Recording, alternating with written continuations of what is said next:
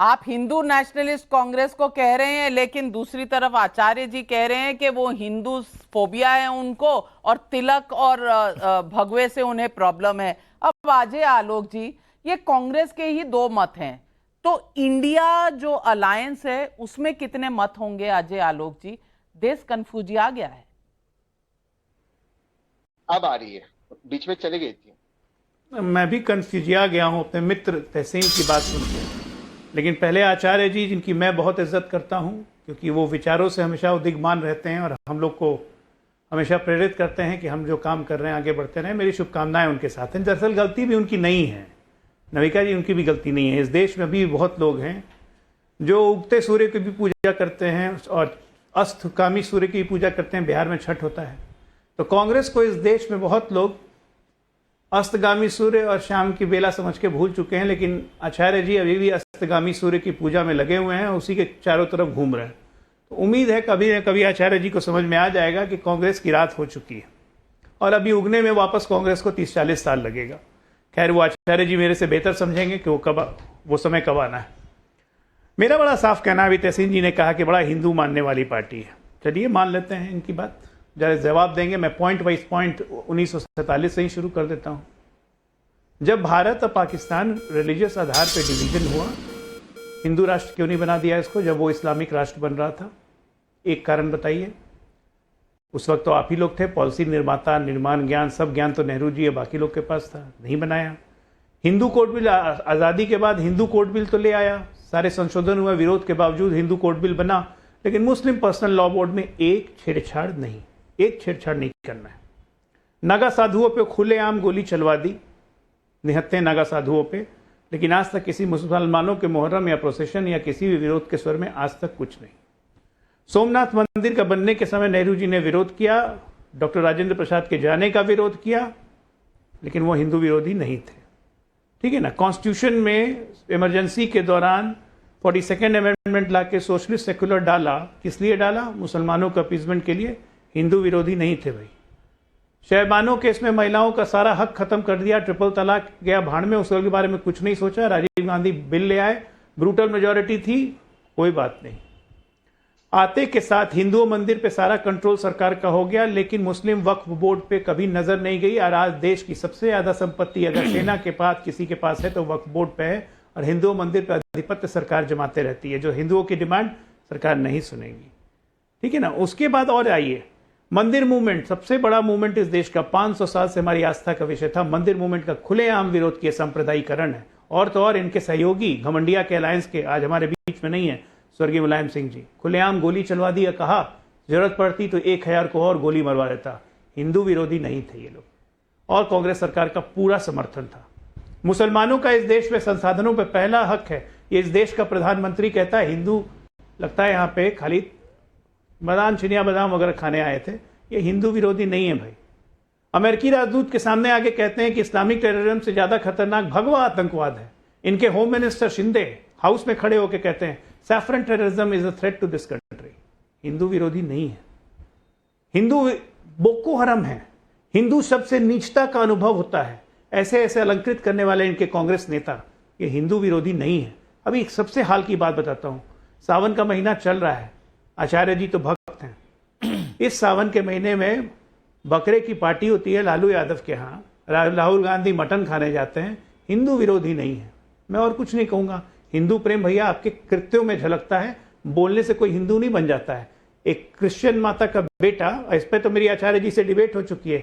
जब इन्होंने कहा था कि राजीव गांधी हिंदू है क्योंकि माँ के हिसाब से हिंदू तो तय होगा, तब मैंने बोला तब राहुल गांधी तो क्रिश्चियन हो गए कि अगर माँ के हिसाब से होगा। तो उस वक्त आचार्य जी चुप हो गए, याद होगा आचार्य जी को।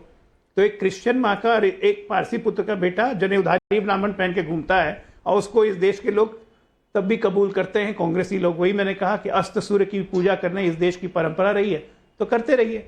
आज का बयान, हमारे मित्र टीएमसी के बैठे हुए हैं, ममता दीदी का आज का बयान है कि मैं यूसीसी को लागू नहीं होने देगा बंगाल में। अभी हरियाणा से हमारा मुस्लिम ब्रदरहुड का लोग हरियाणा से भाग के वहां से आ गया, उनको तंग किया जा रहा है। हमने एनआरसी सीए नहीं लागू होने दिया, हमने यूसीसी भी नहीं लागू होने देगा। हरियाणा से कौन भगाए जा रहे हैं? रोहिंग्या भगाए जा रहे हैं। वो भाग रहे हैं जिनके पास आइडेंटिटी नहीं है, जो फर्जी आइडेंटिटी, फर्जी आधार कार्ड के पास है। चाहे वो पंजाब हो, चाहे वो उत्तर प्रदेश हो, चाहे हरियाणा हो, लेकिन उन रोहिंग्याओं को आप प्रश्रय दे रहे हैं, पनाह दे रहे हैं अपने बंगाल में। ये क्या सही है? हिंदू विरोधी नहीं है ये तो इनका चरित्र है, ये इनके कृत्य इनके चरित्र हैं। और ऐसे ऐसे बयान देते हैं, खुलेआम कहते हैं कि दुधारू गाय की लात भी खानी पड़ती है।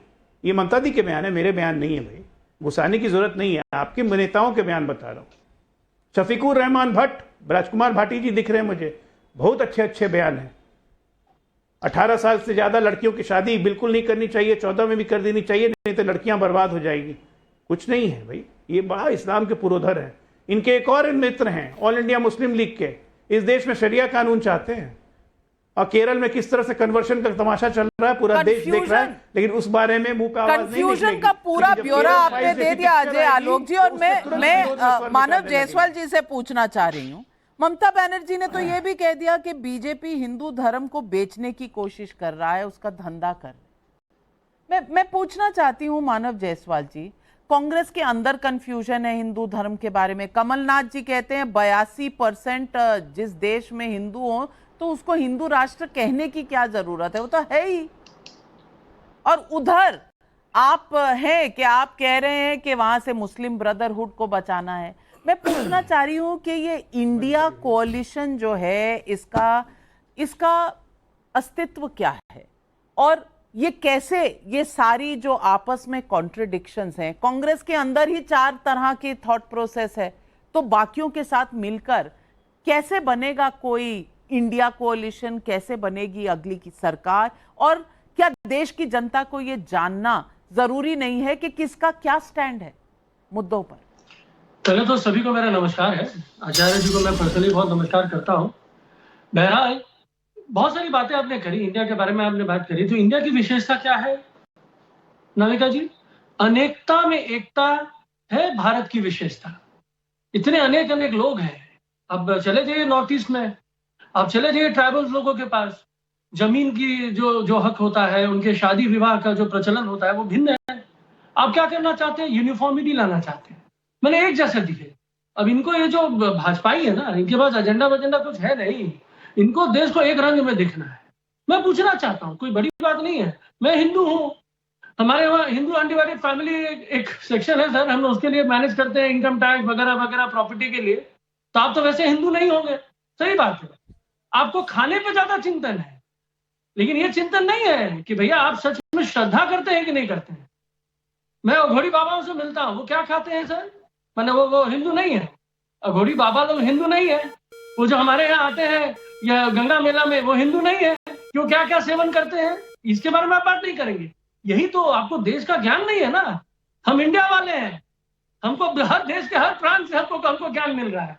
हम सबको जोड़ने की कोशिश कर रहे हैं, हर रीजनल पार्टी को जोड़ने की कोशिश कर रहे हैं, हर पार्टी को जोड़ने की, हर लोगों को जोड़ने की कोशिश कर रहे हैं। हम इंडिया है महाराज, आप इंडिया नहीं समझते हैं। प्रॉब्लम आपकी नहीं है, प्रॉब्लम आपके ब्लड लाइन में हो गया है। जो आपका जो क्रोनोलॉजी है ना, जेनेटिक क्रोनोलॉजी भाजपा का, जो डर वाला क्रोनोलॉजी, उसके ऊपर हो गया। जहां तक बातें बेचने की ना बात आपने करी ना नाविका जी, ये राम मंदिर के पीछे कितना बड़ा घोटाला हुआ। हमने जमीन खरीदी नहीं, लेकिन मैंने रजिस्ट्री करवा दी, उसके बाद हमने जमीन खरीदी। ये कैसा घोटाला है? पूरे देश में जितना घोटाला का जो अंबार बचा दिया है भाजपाइयों ने, भैया 250 करोड़ में 1 किलोमीटर रास्ता बन रहा है। अरे ताजमहल बिक जाएगा महाराज, इतना मत महंगा बनाइए रास्ता, फिर आ जाइए भैया। आयुष्मान भारत के नाम पे करोड़ों का घोटाला, 7.5 लाख। मानव जी, आप कहां सड़कों की तरफ निकल गए? यहाँ धर्म बचाने की बात हो रही है, लोग धर्म पर कहां खड़े हैं उसकी बात हो रही है, आप निकल गए आगरा की तरफ, ताजमहल